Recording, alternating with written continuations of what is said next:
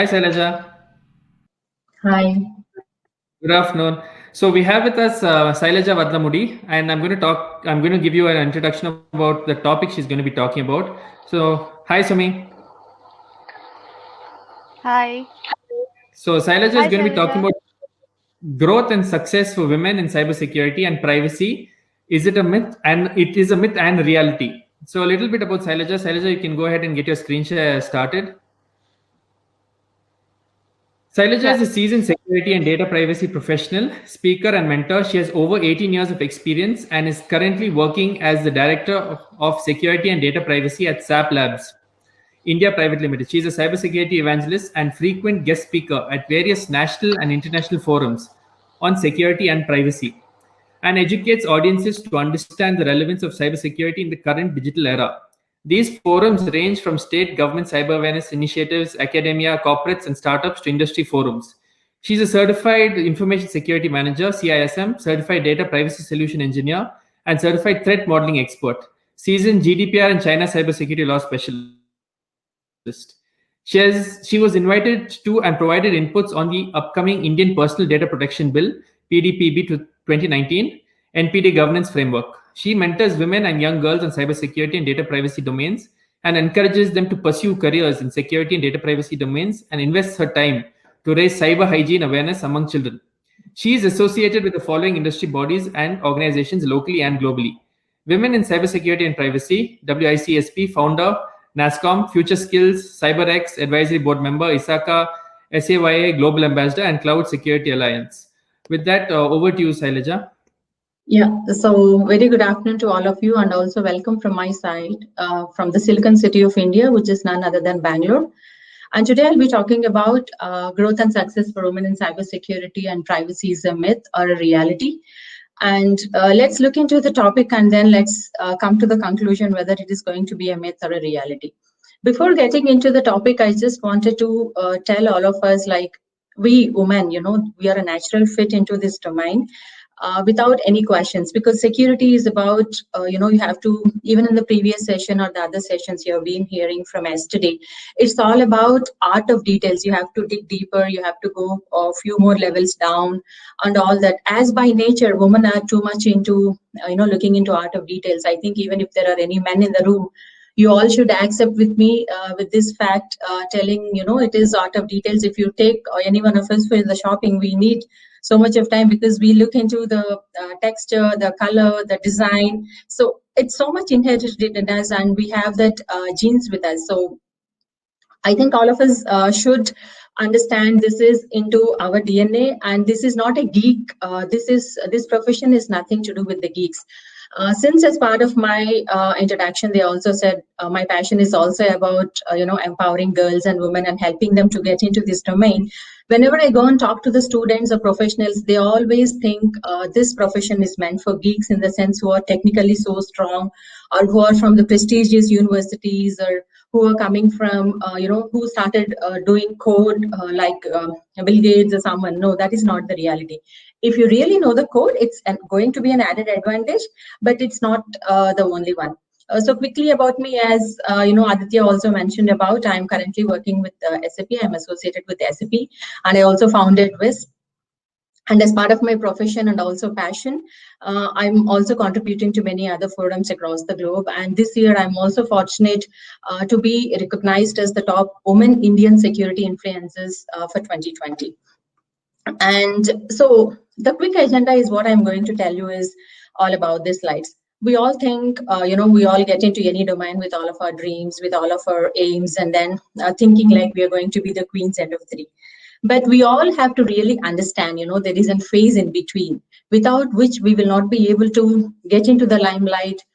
Everyone has to undergo that path. It's not that like we can say like I'm getting into cybersecurity, I'm getting into data privacy. First of all, we all think it's not meant for us, it's for geeks, and on the other side, it's for men, because there are a lot of technicalities and infra roles and cloud security roles and many things. But today what I'm going to talk and tell you about is when we start into this profession, let's looking into one step by step. When we all start into this profession, I say we have to start small. For sure, we all come with a baggage of dreams and then so many things to achieve. And then there are a lot many things when we start our career, be it cybersecurity or be it any profession in that matter. So we have to start small in the first place, and we have to start simple, and we also have to be smart all the time when we are in this domain. And most of the times whenever I talk to my colleagues or my people, or from the networking, from the external community, people or women especially who are in this domain, we have to admit and we have to tell all of you, at least those of you who are planning to pursue your careers in this, we all have to have a really thick skin. In the sense, there are so many times I can tell you there are a lot of conversations that happen inside the companies. Even though you're working in the cybersecurity, ideally we should be involved. Any profession who is working in this domain have to be involved early in the discussion phase. There are so many times people will not even invite you, or even if they invite you, you don't have your seat, everything is taken up and you have to really pull your chair. So you have to be ready for all such instances. You really have to have a thick skin, and people definitely know when they are inviting you or when you are inside the room. You will definitely have a strong opinion for security, privacy, or depending on whatever domain or the functionality and the topic is all about. And we will not be accepted as we are. And for sure, we are not the most popular person in the room. Like, not everyone will be looking out for our opinion. Sometimes they can also skip asking us in the room, telling, how do you think about security? Do you think like we are going in the right direction? People will not even try to validate with us. Having said all of this, we have to be really prepared to understand we will not be accepted as we are. We have to really give our try. We have to give our find our ways to get into this. So when we have to get into that next level of journey, what we have to do is we have to build our basics really and really stronger. And the reason why I tell you is these days, when you, because of pandemic, because of COVID, we have so many webinars all over the place, and there are so many events happening virtually, which is also on the other hand giving us the opportunity to participate and to access and to get to know. Yes, it is important for us to understand the bigger, broader picture. But before understanding the broader picture, you also have to have your own strengths. What are you really good at? Are you good at SOC? Are you good at forensics? Are you good at privacy? Are you good at application security? So there are so many things. So first of all, you have to identify your strengths, focus on our strengths, and then we have to go deep into that. You have to make your foundation really strong, and then at the same time we also have to build upon our weaknesses. In the sense, it can be an emotional one, it can be an technical one, it can be anything. So we have to really build upon weaknesses. And especially for women, I can talk here, most of the times it so happens we were so emotional about so many particular things, and we react quickly, or we take it to heart and we carry that additional kind of emotions with us. So then in the next slides, I'll also going to explain you what is this about. And for sure, we have to be the devil's advocate. In the sense, whenever you are into this profession, for example, if you are working in the application development team, and you have to always ensure you are doing your privacy assessments and then risk assessments pertaining to the technology and the topic. And most of the times you also have to say, no, this doesn't work, because you also have to make the team understand this is not going to work, because it is part of our role. Many times people will not like it, people will not appreciate, or people will not really welcome the kind of feedback that we are going to give. But we all have to understand that is all about our role.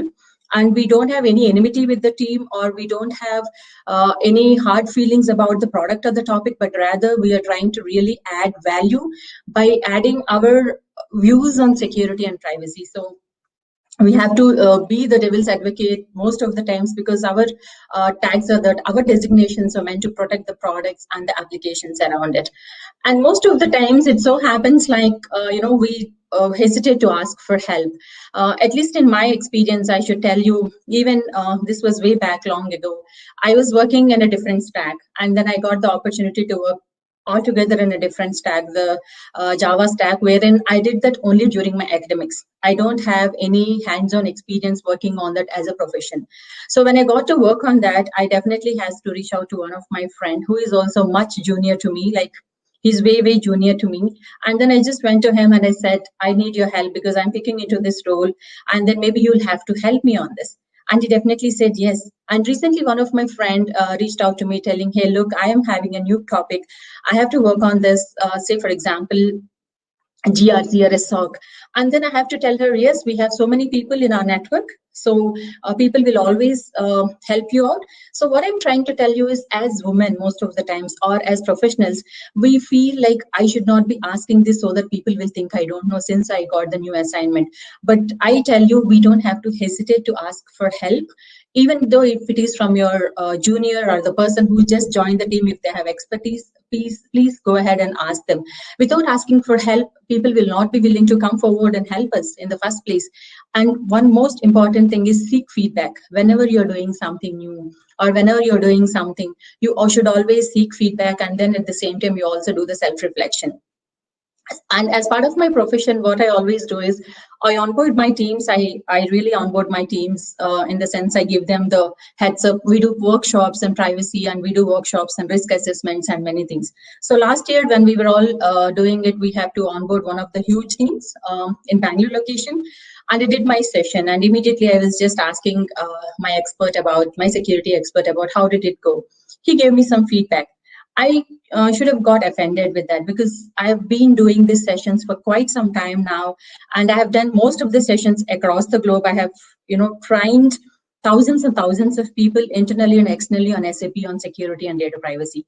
But then I told him thank you, and then I went back. I did a bit of self-reflection, and the next week I also have to do a risk assessment or a privacy kind of a workshop I have to do with the same team, with the same set of people. I immediately changed the approach, what I did. And then I started asking the feedback from the same team.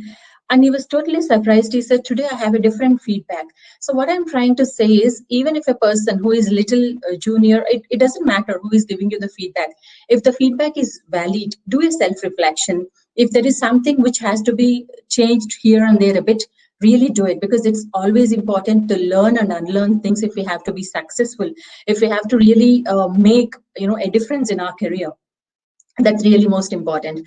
And as I said, as women, we are a bundle of emotions. We have a lot of emotions around the topic and all that. Most of the times when we get into the meetings, and then we have to we have to kind of disagree so many times. And at the same time, we have to understand it's not home, it's not the family, it's the topic, it's the features and the functionality. And moreover, we don't need to win all the fights on the table. And we have to, because the most important thing is winning people on our side, winning people to understand why it is important, what is the business impact of it, what is the your company's reputation around this. If we are not going to implement, that is more important. And then we also have to segregate our emotions. Even if we have strong disagreements in the room, I always tell the people whom I am mentoring, leave your disagreements to the room. Don't carry them with you, because depending on the kind of cap you wear, depending on the kind of role you're playing. For example, when you're walking into the room because you are the expert of the topic. You're doing the assessments. Maybe you had a lot of disagreements. You have sometimes you also end up screaming, yelling at each other, and then disagreeing. But then leave everything in the room. Don't be so emotional about it.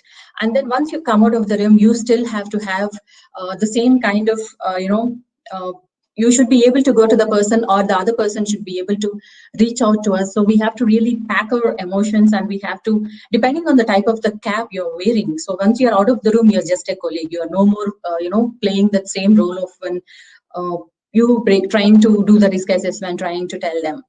And the most critical, important factor to make it in reality of having success in this domain, rather than leaving it to a myth, is one more thing is we have to understand one size doesn't fit all at all. So what does it mean? For example, we have to know our team and know their needs. If I go to a developer, right, and then I have to talk to him with respect to the language that he understands. What is that in it, in the code that he has to do implementation? If I'm talking to the tester of the team, the quality expert of the team, I have to make him understand what kind of test cases am I expecting for him. For example, be it an input validation, be it roles and segregation of duties testing. What kind of expectations do you have out of that role versus you talking to the management or the executives? We have to talk their language, and we have to share the message in their language. And that is most important, because We have to understand there are a lot of terms, lot of terminologies in the security domain. Our job is not to scare people enough, trying to tell them this is an this is a risk and that is a mitigation, and then this is a critical risk, that is a high risk. Yes, we have to use the terminologies, but then you also have to fit into the size what is really their language, and then you have to explain the developer in terms of code, you have to explain the solution manager with respect to the features, and you have to explain it to the executives with respect to the business advantage of having this particular products, features and standards into your solution. That is most important, because the kind of communication we establish at each and every role, and the way how you're able to translate and articulate those requirements in a beautiful way, so that they all don't deny it, but rather they understand immediately what is their particular role to play in that, and it becomes really easy for us. And the most important thing is we have to build bridges. As I said in the previous slide, the communication is really important. We have to talk according to the role, and we have to talk according to the person whom you are talking to, customizing the discussion, and trying to leverage. We have to make the team understand. Each of them in the team have to leverage from each other's experiences to make this security or privacy a success story. In that journey, we don't have to build the bridges. If somebody is telling no or someone is disagreeing, it does not mean you're not going to go and talk to them the other day. And then you should not always think, since I am the owner or I am driving the security and privacy topic, people have to fear us.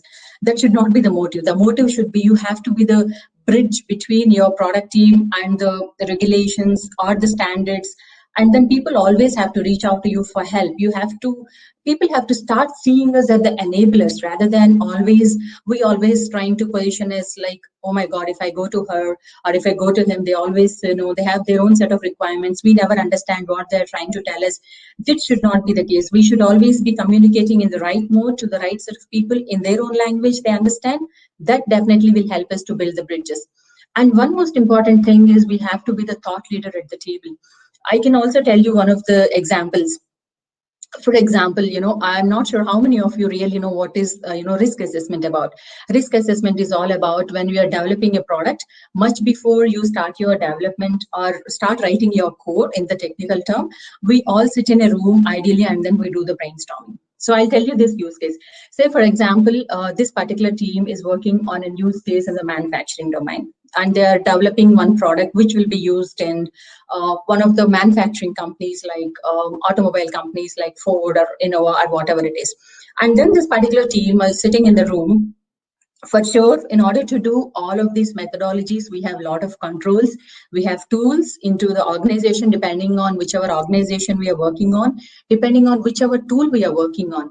But it is really important for us to talk in their language. For example, when I sit in the room, rather than immediately jumping into the controls, rather than immediately going into, okay, fine, do you have this? Do you have that? No, I start talking about the functionalities, like what is the industry that you're targeting about? So who will be using your application software, and what is the impact of it? For example, when you say this is used in the shop floor in the manufacturing firm, generally in the manufacturing companies, what happens, you have 3 shifts, like people work in 3 shifts and they make sure they're doing some production on the shop floor. Say, for example, a person A is working in shift 1, and then he is leaving the team and he is going to shift 2, and the person B is joining the shift 2, and the device which will be used by this person A will be used by person 2 also. And then your question should be, how is this happening? For example, if you are not having special roles for both of these particular people who are working on the shop floor, how is that the supervisor is going to understand who did what? Yeah. And then when you talk from the business point of view, it is really easy for the solution managers or your so-called product owners to understand what is the importance of having additional roles or additional segregation of duties, since architect is also in the room, your product owner is in the room, your developers are in the room, your security expert is also in the room. So you really have to add value, and you have to add, you have to add your understanding going from 1,000 feet above. And also, not all the times you have to tell them the examples. You can also bring in examples from the outside. Say, for example, whenever I go and ask my operations team, what is that, what amount of network segregation you have, in the sense in the companies. For example, if an admin is using the system versus the developers, you have to have separate networks to be able to use, so that if there is a compromise, we are still able to protect the other parts of the system. And all these things are really important for them to understand. And moreover, you have to be the go-to person in the team. People should always think, hey, for example, Sailaja is sitting here, we have a problem, so we have run the report and we have 4 or 5 issues which are really critical. They should run to you rather than thinking, oh my god, if I go to her, then she will unnecessarily make a lot of noise about it. You have to be the go-to person on the team. And one more important thing is expand your horizons across the teams and units. Yeah, if you want to really make your success story a reality, don't just confine to the teams and the topics that you're working on. Always be available for other people to reach out to you and then be able to support them. It does not mean like you're just leaving your work or doing. Sometimes you have to do a stretch. It is good because it's a win-win situation. When you're going and helping the teams, that is how I learned so many technologies. That is how I learned so many features and functionalities. I have never been to the shop floor. I've never been to the manufacturing industry. The reasons why I know is I did risk assessments for so many teams, so many topics. So I understand business in a better way. So it helps us to understand different businesses, different architectures, and you can also make an big picture out of it. As I said, we have to have a basic strong, we have to go deeper, and it also helps us to go wider when you're going out and helping the teams and expanding your horizons across. And the biggest, most important thing is earn trust. Be an enabler. As I said, as and when the team finds an issue, you should be the one that thinking of and then reaching out to you for support, because earning trust is really important. At the same time, rather than we taking decisions, most of the times, as you're growing in your ladder, as you're getting into the mid-level and to the next level, you have to empower the teams to take the decisions. Generally, what I do, instead of me telling them about this particular fix or a solution, I tell them, I think we can do it better. And I can tell you, I can write a lot of stories about my experiences of doing risk assessments or privacy impact assessments. In fact, I have also written one of the blog inside my company telling when I do the risk assessments, right? Normally, I just throw a question into the room and I try to look at how people are trying to understand it or how people are trying to explain it to me. And most of the times, I tell you, people confess without even knowing they're confessing. There is a gap in their particular architecture, or there is a gap in their security control or whatsoever. This is all because they trust you. They trust you as an expert. They trust you as a thought leader. That's wherein they're trying to open up and tell you. And then that's how you really empower your team, not immediately telling the answers, but them giving them the opportunity to understand the product. And then you must be the enabler to do so. Yeah. And the biggest most thing is we have to building relations and building people around. And when you are going in your journey, when you identify people, it's always important to pick people, to upskill them, to reskill them, and to bring them to speed like you. And when you have your army of security advocates around you, and when you're winning hearts and minds, because this is something normally I do, and people are all asking me now, once I've become the top 20 women, the influencers in India, people are all asking like, what is the secret sauce? What is the success story and all that? I always say it's all about building trust into the nucleus of what you're doing it, and then you're winning hearts and minds. That is most important for any one of us, mostly women. You have to grow our security advocates. We have to build your team. You have to grow them, and you have to take the team along with us. So it's really important. So far, we are seeing like, yes, now our basics are stronger. We are not getting into emotional stuff and all that. So what next? You don't have to feel happy about, yes, I have done it. I have built the advocates. I have earned the trust. I'm happy. But you should be always looking forward to try out new things. Even if you don't know it, as I said, reach out to people who know it, take their confidence, and then take a step. It can be privacy, because now privacy is coming up. It can be forensics, it can be SOC, it can be GRC, it can be it can be anything. But then you definitely have to take challenges. If you want to really, expand your horizons, you have to take, and it's okay to fail. Nobody is going to really shoot us or do something. It's okay to fail, because as long as you don't fail, then it's not going to make you stronger. There will be a lot of challenges to get succeeded, and there will be many challenges when you fail. So it is really important, to try out new things. And when you fail, it's okay. You just build on it step by step, so that you will be going to the next level. And then one of the most important thing is having mentors. Yeah. And my life, I should say, it was a lot together different when I compare it with 5 to 6 years now, because I found the mentor, and I just got so, I should say, lucky is a small word to understand, because Mentoring is such a wonderful journey. I have to tell you, it molds you, it helps you, it supports you. Today, I have my mentors who are really my backbones. I'm just standing on the basics that I've learned from them. So, and at the same time, I also mentor so many people inside my organization and outside my organization is in passion and also trying to give back to the community.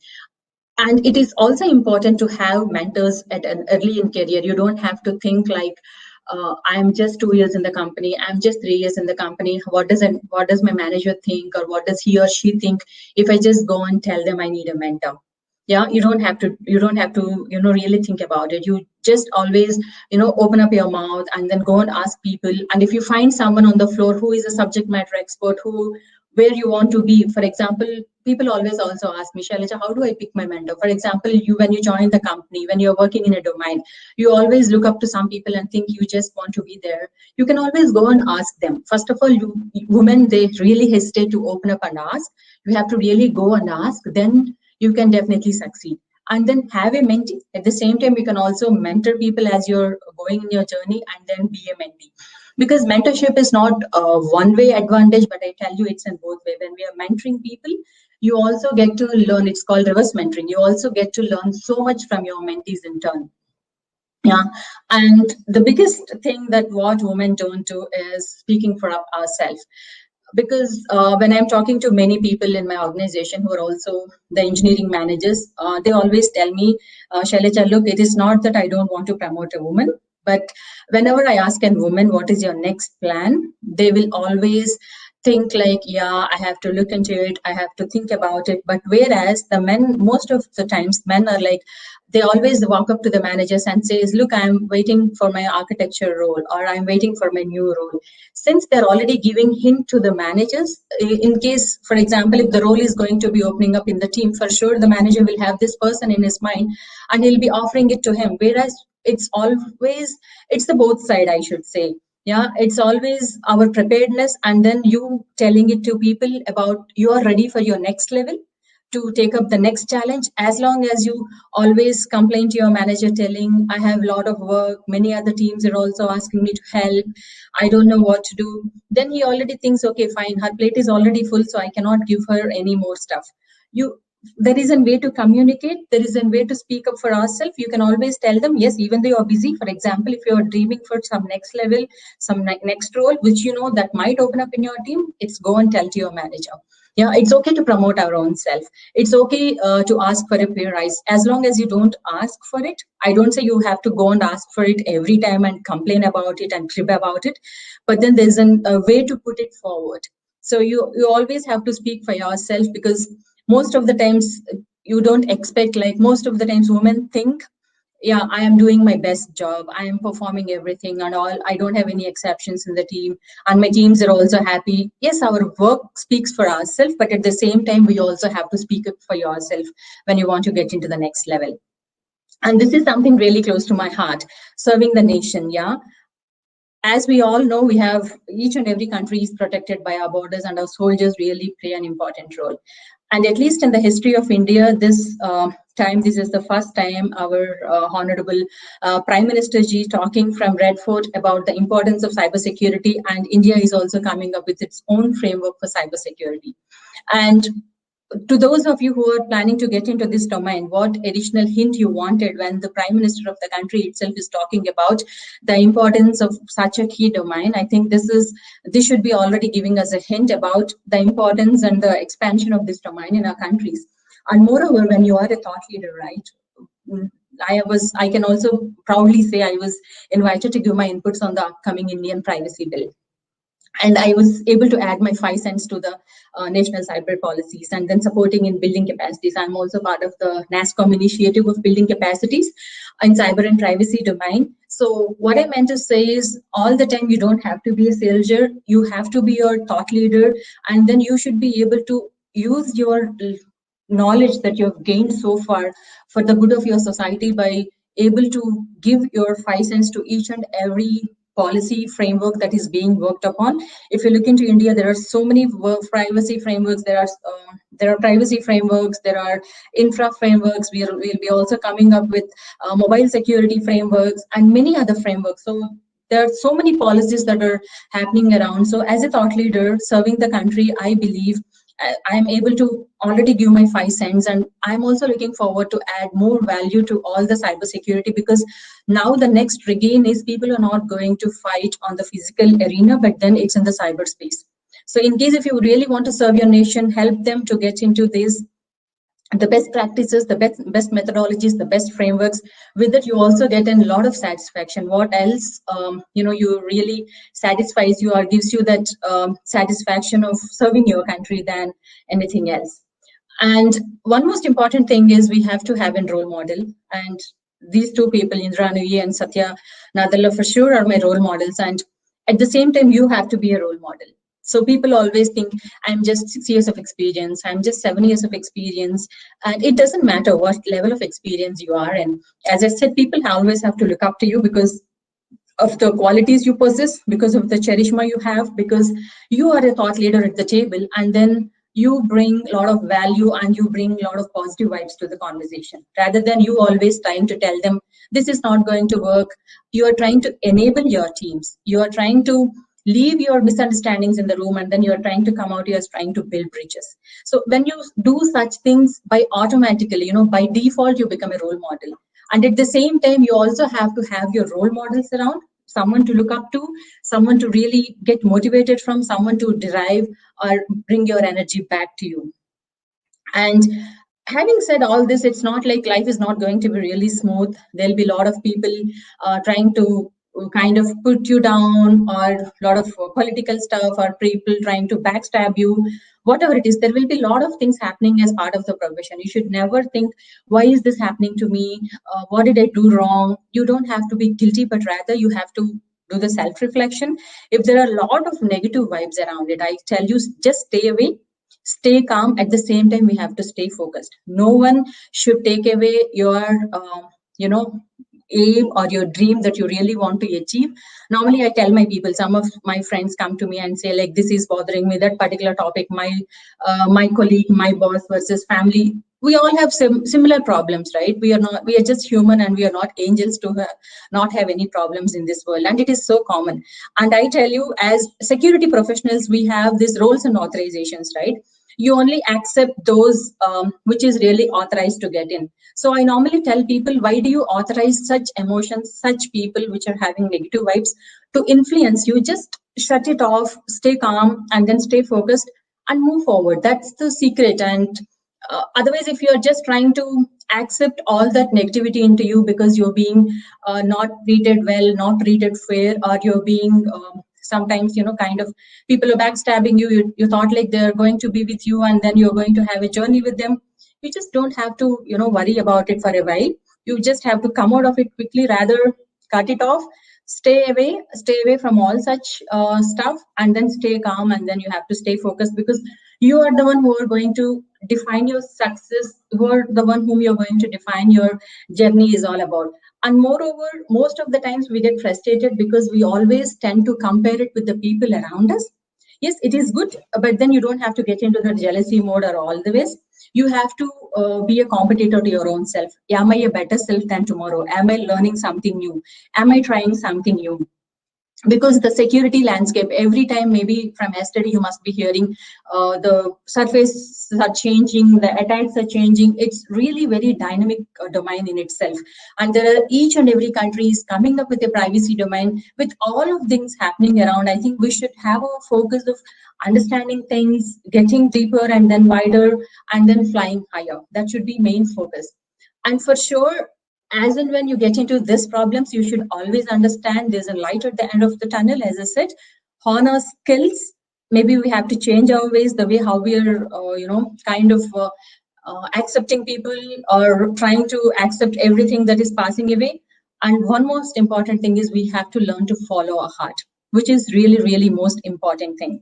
And many times, we always think like, success is somebody's that or this, but it is not the one.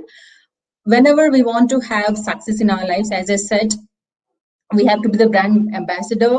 We have to have our we have to have our thought leaders around us, and we have to be the thought leader in itself. You have to have a mentor, And one more important thing, since earlier we all can give a lot of reasons like we have kids, we have family, we have so many things, but at least take out time and then do network virtually. There are a lot of communities around, there are a lot of events happening around, there are a lot of webinars happening around. Have a network, be part of the network. One most important thing is we all have to find our own tribe. Where is that I belong to? And what is that positivity that is trying to help you out? And we have to embrace learning. We have to be an enabler all the time. Attending conferences is something I definitely recommend and request all of you to do it. That's wherein you learn a lot of things. Only when you join conferences, only when you be part of any of the initiatives, that's wherein you're going to be, kind of successful. And then you find your own tribe. All of us having the similar problems. Maybe sometimes the volume is higher, sometimes the volume is lesser. And having all of this in mind, I have founded WIS, Women in Cybersecurity and Privacy. In case if any one of you would like to join us to be mentored, or you need some support, or you want to be part of us, feel free to join us. Maybe you can also just follow us on LinkedIn, and you can also reach out to any one of us. And before just closing down my note, I just want to say, like, there is no recipe, or there is not one way to do things, and it's always your way, and you have to recognize it and you have to accept. And one more thing is appreciating that if you find the same set of things in others, after you recognize that within yourself, that's more important. The minute you recognize that flavor in others and try to appreciate it, as I said, you can build your own dream team and you can really do the magic. So now, after hearing to all of this, we all definitely know whether women succeeding in the cyber and privacy domain is a myth. When you get stuck, when you're struck down by anything, if you're trying to kind of meditate on it and sit on it, then it's going to be really myth. But when you're going to go higher, go stronger, and try to earn trust, not just you're a woman, but then because you're a thought leader in the team, yeah, or because you're a thought leader on the floor, because you are the thought leader of the subject, whatever it is, if you follow this kind of principles in your life, and then leaving your disagreements in the room, I think we can just do the magic around. So that's all from my end. Maybe I can just pick any questions if there are any.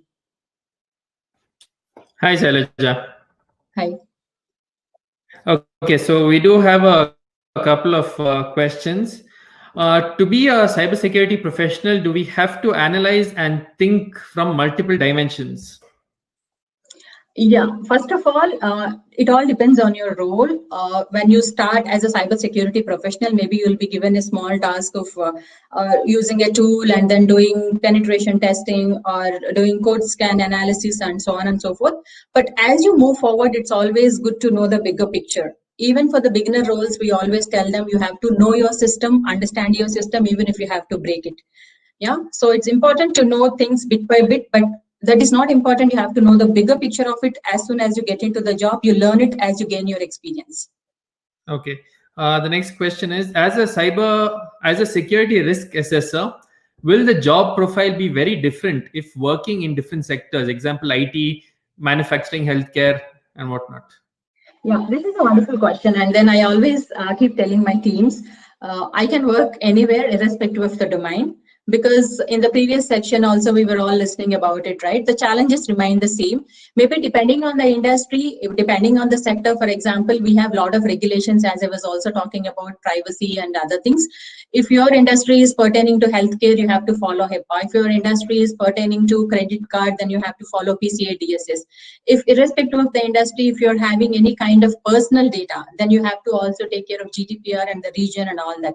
So yes, we have industry specific things, but security is in a bigger umbrella. You have to follow the standards. You have to customize them bit by bit depending on the industry and the regulations, more than the security standards, because security and privacy, all of them go hand in hand. There are some regulations which you have to really adhere them into. Okay, the last question before I let you go. What in your terms would be the making of a complete InfoSec professional? So in my definition, I told you, right, you have to be really curious. You have to be learning and unlearning at the same time. And you have to also, sometimes your learning and understanding and learning should be at the speed of the way how the threat landscape is evolving. So as long as you're curious, as long as you're open to learn, then I think you can really crack it, and you can really tell it it's not a myth for women to be successful, but it's a reality. One more. As a woman, how do you handle gender pressure in the workplace? Yes. So this is a really wonderful question. As I said, these days there is a lot of difference from the time when I started my career 18 years ago. But trust me, girls, there is a lot of difference. People are also trying to respect you. But at the same time, people are not respecting you because you're a woman. As I said, people will start respecting you more when they know you're adding value. And in my story, I will tell you, once, this was way long ago, I've been to Germany to meet all my stakeholders over there, since I work for SAP. And I'm meeting this person for lunch, and then he's like, what are you here for? What are you trying to tell me? Your age is of not my experience. And I told him, yes, I know, definitely my age is less than of your experience, but then I came to learn from you because I really have to drive such a big topic across all the locations. So it also depends on how you're responding. Yes, you don't have to be really hit. And as I told, you should allow access only to some extent. It's not breaking you down, but rather it's building you in every situation. So we have to find that way out, and then we have to make, then immediately once I told this statement to the other person, and I have to also tell you, till date, he is also one of my good mentors. Okay, thank you for that answer, Sailaja, and that fantastic, very motivating talk about what not only us, not only women, but everyone as a whole needs to do in order to be more successful and calmer in the workplace. Thank you so much, Sailaja. Yeah, thank you, Aditya, for having us, and have a good day. You too. Bye bye. Bye.